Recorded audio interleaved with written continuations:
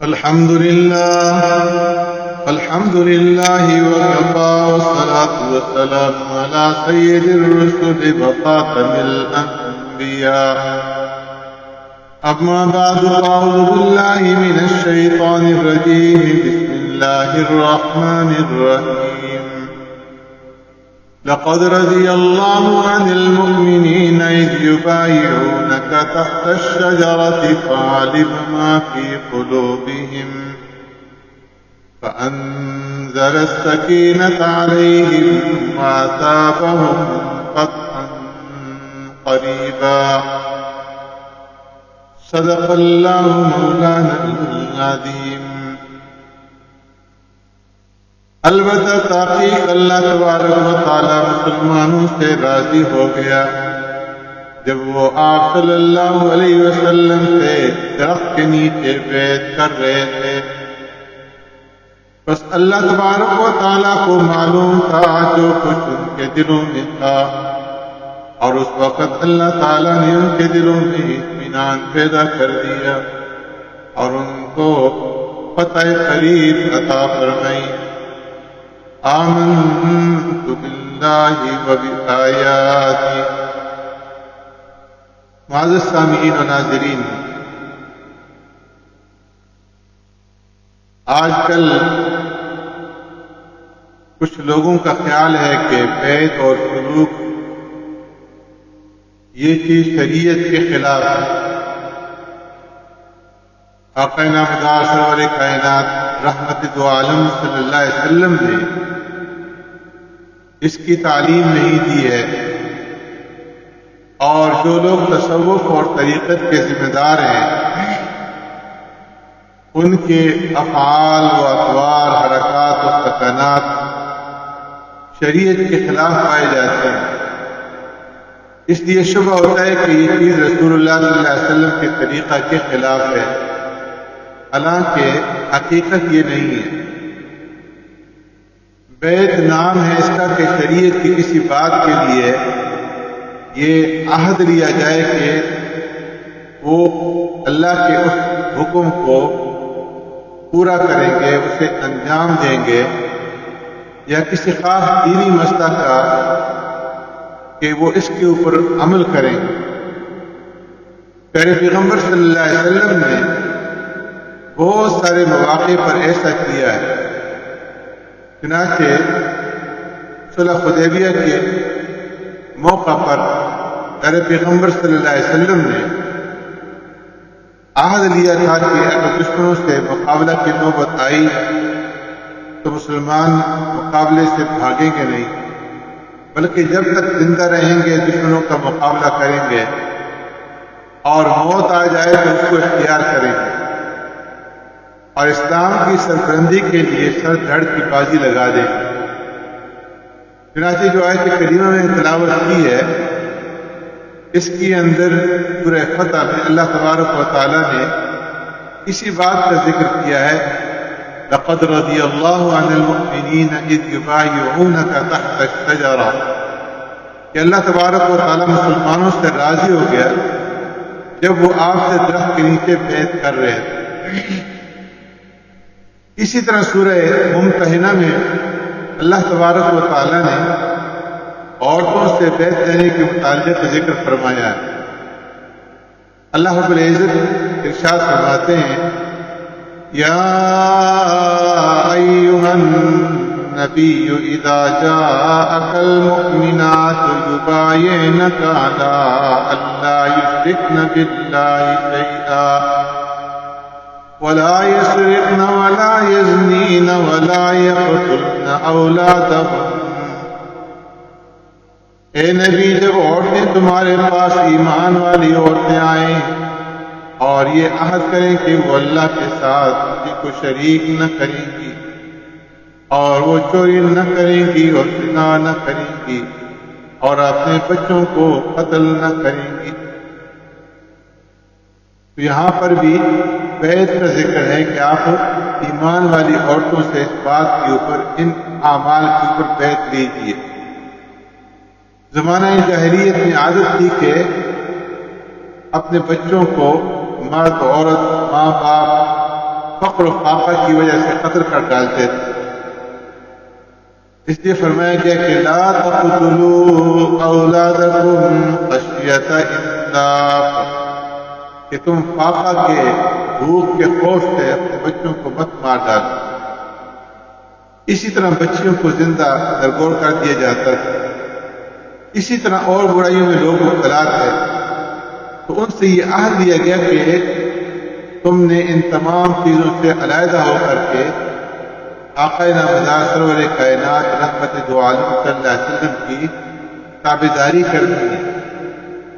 تو ان آیتوں میں پیارے پیغمبر صلی اللہ علیہ وسلم کو حکم ہوا کہ آپ ان عورتوں سے بیعت لیجیے اور ان کے لیے استغفار کیجیے۔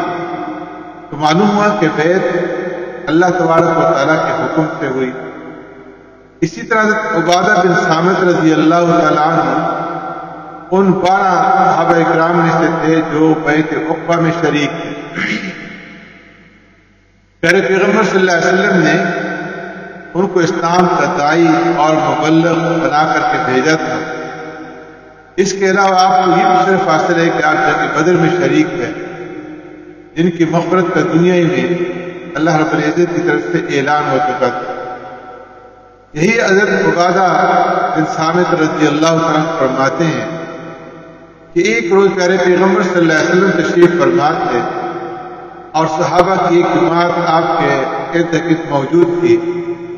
تو پیارے پیغمبر صلی اللہ علیہ وسلم نے صحابہ کو خطاب فرماتے ہوئے ارشاد فرمایا، بایعونی علی الا تشرکوا باللہ شیئا ولا تسرقوا ولا تزنوا ولا تقتلوا اولادکم ولا تأتوا ببہتان تفترونه بین ایدیکم وارجلکم ولا تعصوا في معروف فمن وفى منكم فأجره على الله ومن أصاب من ذلك شيئا فعوقب في الدنيا فهو كفارة له ومن أصاب من ذلك شيئا ثم ستره الله فهو إلى الله إن شاء عفا عنه وإن شاء عاقبه فبايعناه على ذلك۔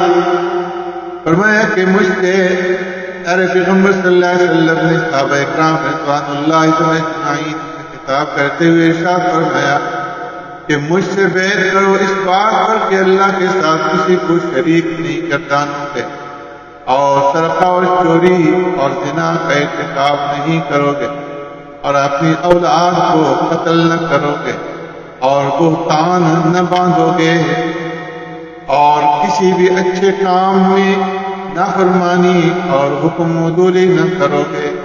بس جو شخص اس عہد کو پورا کرے اس کا ثواب اللہ کے ذمہ ہے، اور جو شخص ان میں سے کسی جرم کا مرتکب ہو جائے بس اگر دنیا میں اس کو اس کی سزا مل گئی تو وہ کفارہ ہو سکتی ہے، اور اگر دنیا میں اللہ تبارک و تعالیٰ نے اس کی پردہ پوشی کر لی تو پھر اس کا معاملہ رب العالمین کے سپرد ہے، چاہے معاف کرے چاہے سزا دے۔ تابعی کہتے ہیں کہ پیارے پیغمبر صلی اللہ علیہ وسلم یہ ارشاد جب ختم کر چکے تو ہم نے پیارے پیغمبر صلی اللہ علیہ وسلم سے ان باتوں کے اوپر بیعت کی۔ پیارے پیغمبر صلی اللہ علیہ وسلم نے مختلف لوگوں سے مختلف چیزوں کے اوپر بیعت کی۔ حضرت جریر ابن عبداللہ رضی اللہ تعالیٰ عنہ کہتے ہیں کہ مجھ سے پیارے پیغمبر صلی اللہ علیہ وسلم نے بیعت کی اس پر کہ ہم ہر مسلمان کی خیر خواہی کریں گے اور اس کی حفاظت کریں گے، اور جن چیزوں سے منع کیا ہے اس سے بچیں گے۔ اور ایک دوسرے صحابی سلمہ بن اکوع سے جب پوچھا گیا کہ حدیبیہ میں آپ لوگوں نے کس چیز پر بیعت کی تھی تو انہوں نے فرمایا کہ ہم نے موت کے اوپر بیعت کی تھی کہ مر جائیں گے لیکن بھاگیں گے نہیں۔ کبھی بعض خاص باتوں پر بیعت کی اور کبھی پیارے پیغمبر صلی اللہ علیہ وسلم نے پوری شریعت کے اوپر بیعت کی، اور کسی سے اس بات پر بیعت کی کہ کسی سے وہ کوئی چیز مانگیں گے نہیں۔ اور کسی بیعت کا اثر یہ تھا کہ صحابہ اکرام رضوان اللہ اجمعین میں سے اگر کسی کا کوڑا گر جاتا تھا اور وہ گھوڑے پر سوار ہوتے تھے تو خود ہی اتر کر کے اپنے کوڑے کو اٹھا لیتے تھے، لیکن کسی اور کو اٹھانے کے لیے نہیں کہتے تھے کہ کہیں یہ چیز بھی سوال کی اندر نہ آ جائے۔ تو پیارے پیغمبر صلی اللہ علیہ وسلم نے مختلف طریقوں سے مختلف جگہوں میں بیعت لیے صحابہ اکرام رضوان اللہ اجمعین سے، جس کا ذکر قرآن اور حدیث کے اندر موجود ہے۔